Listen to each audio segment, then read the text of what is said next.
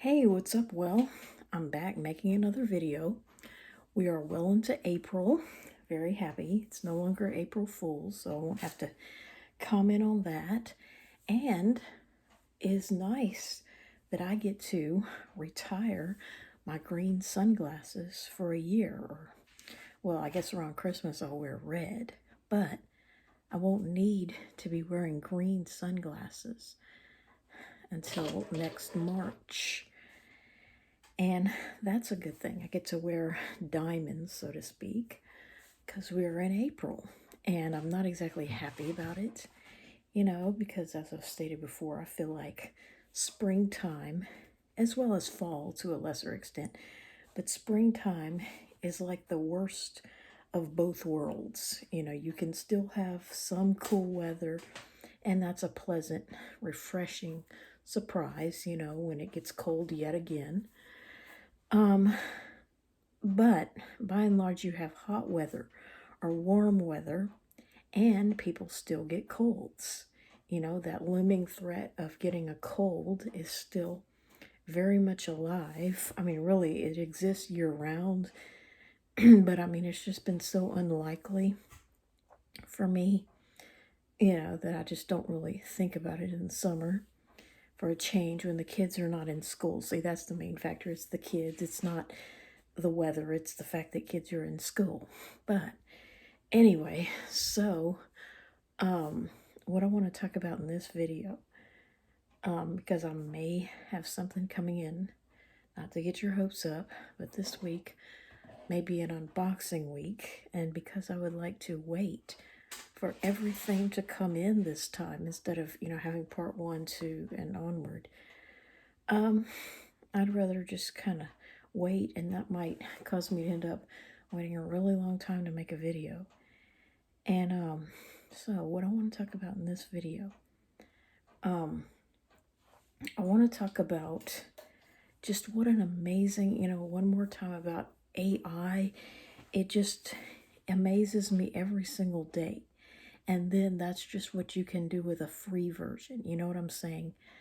No telling what I could unlock with it if I were willing to pay, or if I had the money to pay for, a better version of it, of what it does. And, no telling what it's going to be able to do in the future.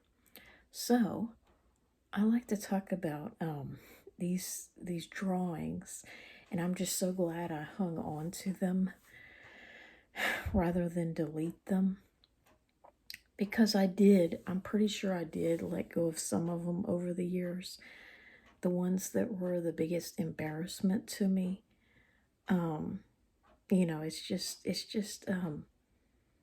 It just never ceases to amaze me how much that used to be my life.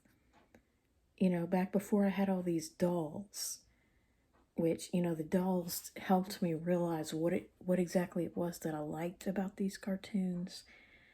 And once I realized that, I began to explore that via doll collecting and forget about cartoons and stop drawing them. Once I realized what a waste of my time they were. But, I just wanted to talk about how I used to have all these drawings that I made beginning, I want to say, in the early 2000s. I wish I could say that I began them in the 90s, when the shows actually began in some cases, but unfortunately I'd be lying to try to make myself look better. And I want to say it was pretty much my high school days. All these drawings I used to do of everything from, well, it started with the Rugrats, and then, I went on to other cartoons that were popular around the same time or a little bit later. I would add to them. And, it just never ceases to amaze me how, now that we have this thing called AI, there's a way to Disneyfy or Pixar generate generate an image that's like a Disney Pixar movie. You know what I'm saying? I used to draw these, of course, they were 2D. I typically drew them on paper or something. So, of course, I don't have the original sketch. And what was really fun was as I got older, I got really lazy. I got lazier the older I got. And I figured out ways to, like, now, of course, I didn't do this probably with most of them. But if I didn't feel like drawing both feet or both hands on a character, I figured out a way to scan an image, black and white image of a character with only one arm and one leg drawn. And in Paint, I would take that image and I would copy it and flip it horizontally and maybe tweak a few minor things about it. And I would end up with a perfectly symmetrical picture of the character in Paint. And, now, of course, like I've stated before, most of them are not like that. Most of them I went ahead and drew, two different hands doing different things, or you know what I'm saying. I found that it looked better when I didn't do it that way.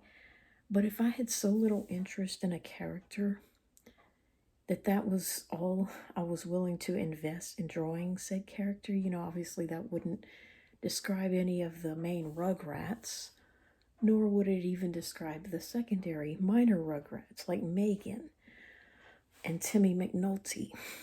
But, some characters on some shows that I really didn't watch, like I wish I could tell you that I wasn't in my 30s, when I went back and watched Rocket Power episodes, almost 20 years old, or over 20 years old, I guess.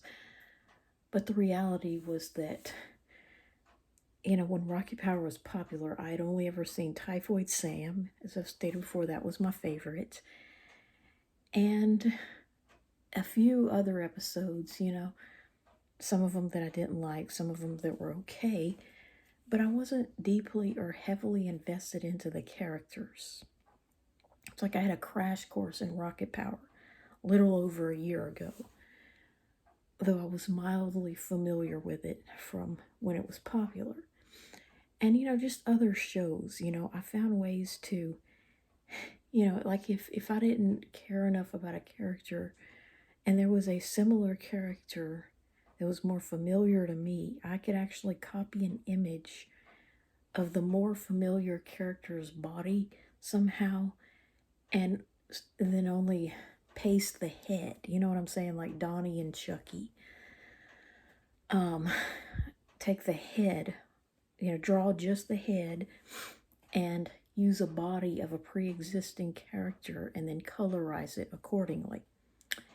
And, I found little shortcuts throughout the years, and I don't even, it would take some digging on my laptop to find all the flash drives with all the drawings, but, for now I'm having a lot of fun seeing how they would look in CGI, and it's just, oh my gosh, is it amazing. I mean, it's beautiful, but then there are flaws, and the other thing is I find that they're not very good at maintaining the color palette, the color template.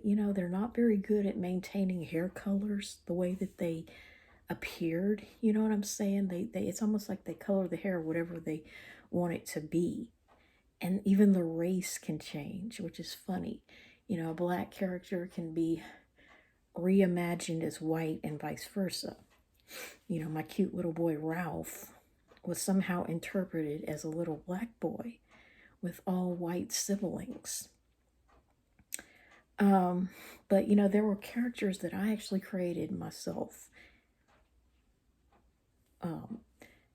As I've stated before, that's probably a mosquito.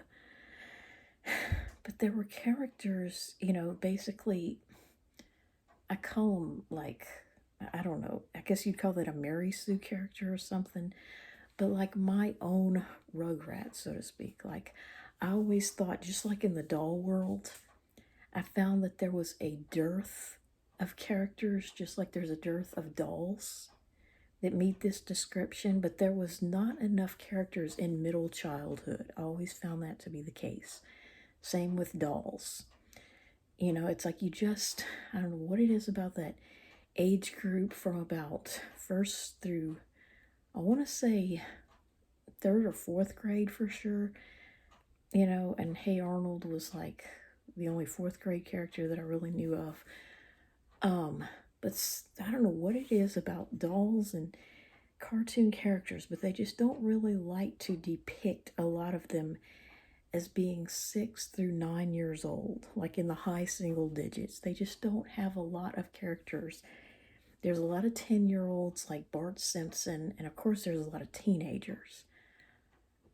And then you have a few younger children, like the Rugrats, 3 and under, maybe even 4, like Caillou. But that you just don't have a lot of lower elementary age kids.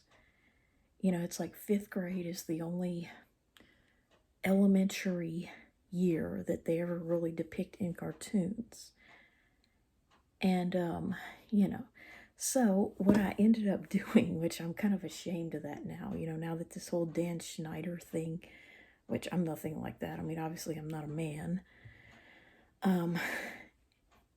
I was yearning so much, just like with the dolls. I was yearning to have characters or, Rugrats style characters, Klasky Chupo like characters who were approximately 5 through 9 years old so badly that I would literally draw my own and create names, though I wasn't really good at fan fiction. That's just never been my thing, because I have a feeling that just like with my writing at school, if I were to actually try to write something, I'm pretty sure the word inappropriate would be the only way to describe some parts of it, certainly my favorite parts of it, so it's like I just get writer's block because there's nothing, I didn't have an interesting childhood really. And the things that I find interesting in life are just not appropriate. They always involve bodily fluids, which could explain, now that I'm finding out all this creepy stuff about Nickelodeon, I really do see the subliminal messaging of Nickelodeon, and this is what people are in denial of, that Nickelodeon's logo, being the green slime, was always a subliminal message to me that bodily fluids were more likely to be discussed or seen or, hinted at on that channel than others. You know what I'm saying? I mean, people can deny this till the cows come home. But, this whole thing with the slime, sliming people. I mean, yeah, sure, it's slime. It's not from the human body. But it has the subliminal imagery that can represent so many bodily fluids. The more innocent, of course, being things like snot and vomit and maybe poop, if you eat something blue. And of course I had this fetish or obsession about colds that always left me disappointed with every cartoon because they didn't have enough about it. They always switched it to the flu or something stupid or allergies. But, this subliminal message, and of course there's more adult-like bodily fluids that are represented by slime, but I'm not going to mention those. But, it just always had that hidden subliminal message of being the slime ball channel, the disgusting channel, the one where the unacceptable was, the boundaries between the acceptable and the unacceptable were pushed as far as they could go. You know what I'm saying? Tested. They always tested the boundaries between appropriate and inappropriate content.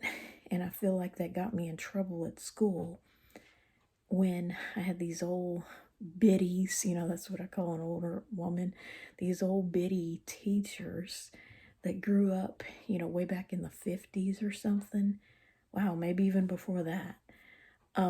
Hopefully some of them are dead or they don't remember me, but, I had these old teachers, that may have grown up in a very strict Christian background from way back when, And so here I was coming to class with these new Nickelodeon standards of acceptability and appropriateness, and that kind of got me in trouble, because here I was, thinking that you could kind of test the limits of discussion of bodily fluid, just like on TV. Then I found out that that wasn't going to go over very well with my teachers. So, it's just amazing to me what AI can do to make, it's not perfect, as I've stated before, to make CGI characters. And it's like so triggering for me. It's like a trip back down memory lane in a different way. And yeah, they get the clothing wrong. Like you can clearly have a picture where they're naked or barefoot or in a bathing suit, which is why I'm not going to go through the effort of finding those files, which I deleted. I think I may have actually had some nudes, but I deleted those out of fear that someone would find the flash drive and say, oh my God, what is this? Obviously it wasn't that graphic. How graphic can you really be?